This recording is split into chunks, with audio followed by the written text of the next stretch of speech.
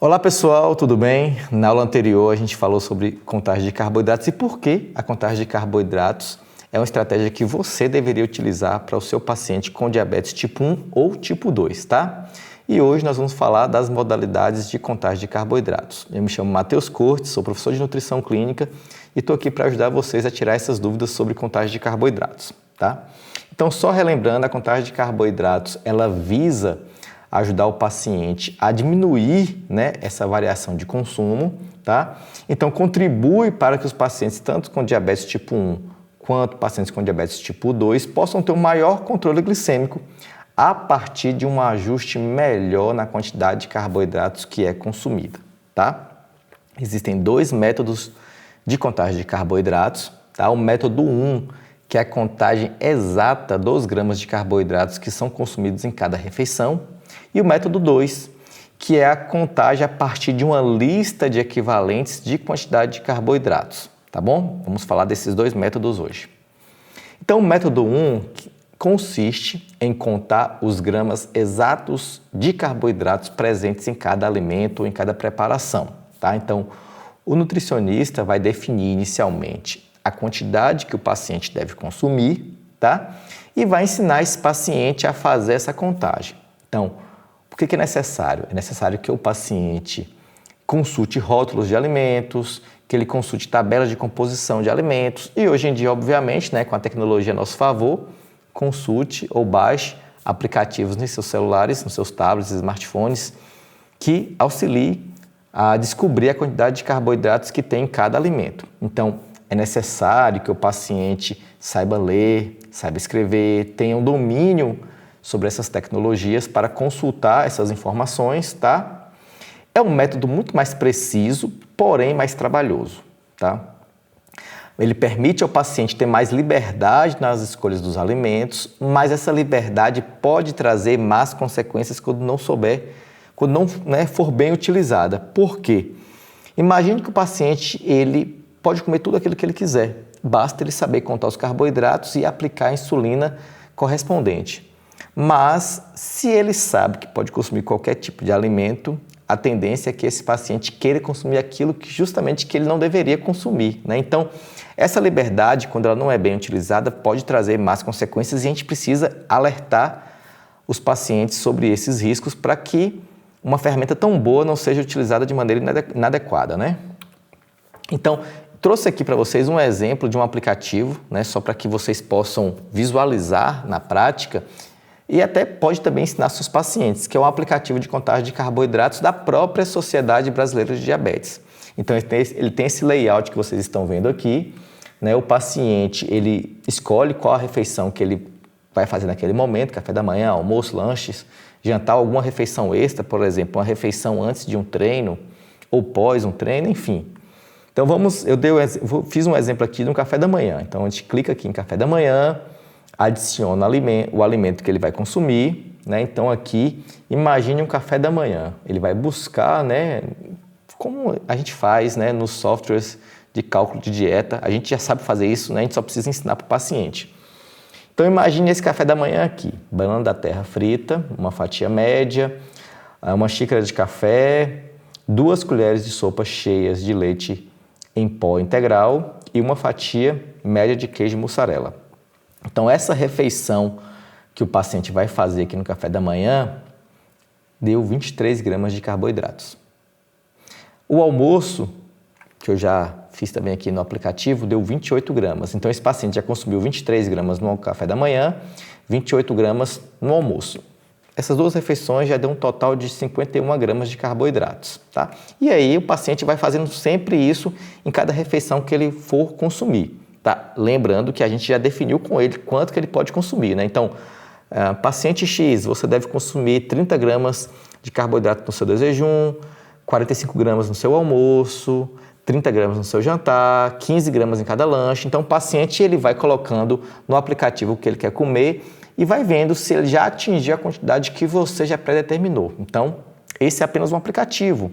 Ah, Matheus, mas não tem um alimento no aplicativo que o paciente vai comer. Então, esse paciente vai ter que olhar o rótulo do alimento, ou ele vai ter que abrir na internet uma tabela de composição para que ele descubra a quantidade de carboidratos que tem naquele alimento que não está no aplicativo, né? Acontece, né? A gente sabe que os diferentes softwares têm diferentes alimentos cadastrados, então isso acontece também nos aplicativos que o paciente vai ter acesso.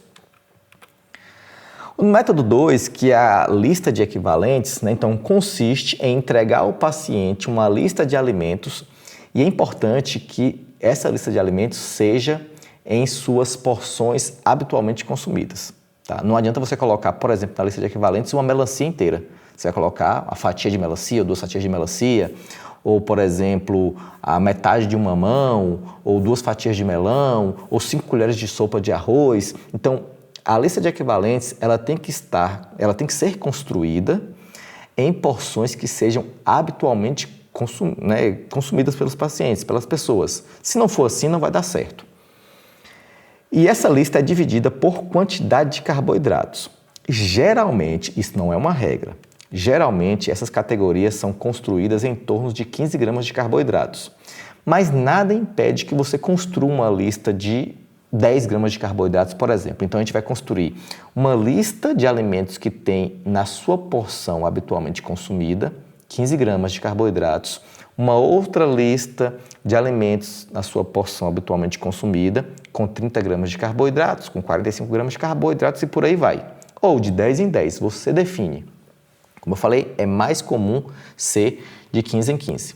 E aí, cada alimento dessa lista é chamado de equivalente, tá? Por isso que o nome é lista de equivalentes. E cada equivalente representa uma quantidade X de carboidrato, definida por você nas diferentes categorias. Então, exemplo, eu tenho categorias de um equivalente, que é aquela lista de alimentos que tem mais ou menos 15 gramas ou que tem mais ou menos 10 gramas. Eu tenho uma lista de 2 equivalentes, que é aquela segunda lista, que o alimento na sua porção consumida tem mais ou menos 30 gramas de carboidratos, se a lista for construída de 15 em 15. E aí o paciente é orientado a consumir uma quantidade pré-determinada de equivalentes por refeição. Então, com essa lista em mãos, ele define o que prefere. Então, imagine, você vai definir para o paciente, olha, eu quero que o seu café da manhã tenha 3 equivalentes. Então, ele pode escolher, por exemplo, 3 alimentos da lista de um equivalente, porque cada um equivalente vai ter mais ou menos 15 gramas de carboidratos. Se eu quero que ele consuma 3, ele pode consumir 3 da lista 1, ou ele pode consumir 2 da lista 1. Não, desculpa, ele vai consumir 3 da lista 1 ou vai consumir 1 da lista 1 e 1 da lista 2. Porque nessa soma aí vai dar 3 equivalentes do mesmo jeito. Ficou claro para vocês? Até eu me confundo aqui às vezes quando eu estou fazendo isso. Então, a lista de 1 equivalente, a lista de 2 equivalentes, a lista de 3 equivalentes. Se eu quero que ele consuma 3, ele pode consumir 1 da lista de 3, ou ele pode consumir 3 da lista de 1, ou ele pode consumir 1 da lista de 1 e 1 da lista de 2, que vai dar 3 equivalentes também, tá? Então, é mais ou menos assim que a gente faz com o paciente. Então, inicialmente você define a quantidade de carboidratos por grupo para a gente construir essa lista. A cada 15 gramas, a cada 10 gramas.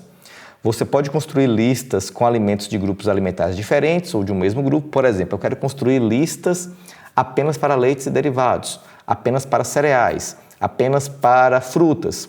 Ou você pode construir listas gerais, então todos os alimentos que têm mais ou menos 15 gramas, todos os alimentos que têm mais ou menos 30 gramas, tá?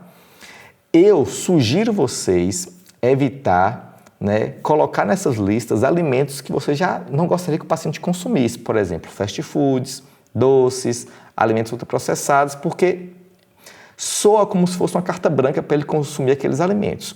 Ou, se você achar melhor, você pode construir uma lista à parte de alimentos que deveriam ser consumidos assim, eventualmente. E aí você constrói aquela lista dizendo qual seria o correspondente daqueles alimentos. Eu vou mostrar aqui um exemplo de uma lista para ficar mais claro, tá bom? Então aqui, ó, eu construí essa lista para vocês.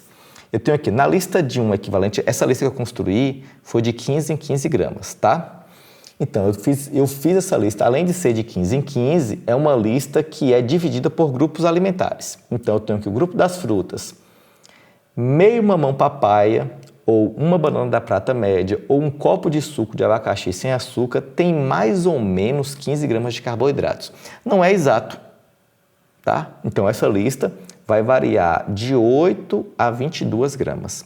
Por isso que ela não é tão precisa quanto a contagem exata de carboidrato, tá? Já uma laranja média ou um copo de salada de frutas ou um abacate médio, ele equivale a 2 equivalentes, porque a quantidade de carboidratos que tem nesses alimentos está entre 23 e 37 gramas. Então, imagine que eu quisesse que o paciente consumisse 3 equivalentes no café da manhã só de frutas. Ele poderia consumir 3 alimentos dessa aqui, ou um alimento dessa e 2 alimentos dessas. Um alimento dessa e um alimento dessa, desculpa. 3 alimentos aqui, ou um aqui e um aqui. As duas modalidades, ele tem 3 equivalentes, tá? Leites derivados. Leites derivados geralmente tem pouco carboidrato, então a maioria dos alimentos na sua porção habitualmente consumida vai ter em torno de 15 gramas. Cereais.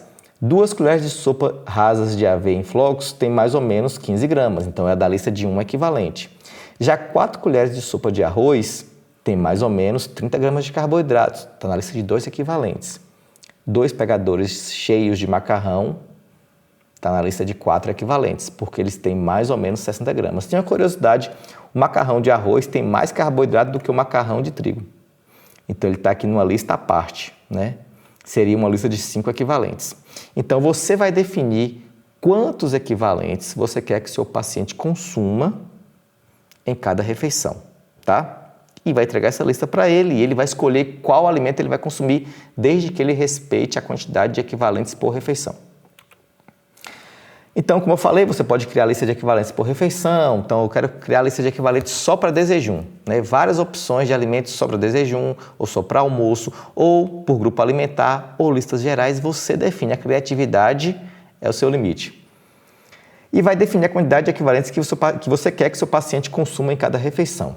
Lembrando que essa quantidade não é determinada, né, arbitrariamente. A gente tem todo um passo a passo. A gente faz o cálculo do VET, distribui a quantidade de carboidrato ao longo do dia, distribui ao longo das refeições. Então, não é uma definição assim aleatória, tá bom?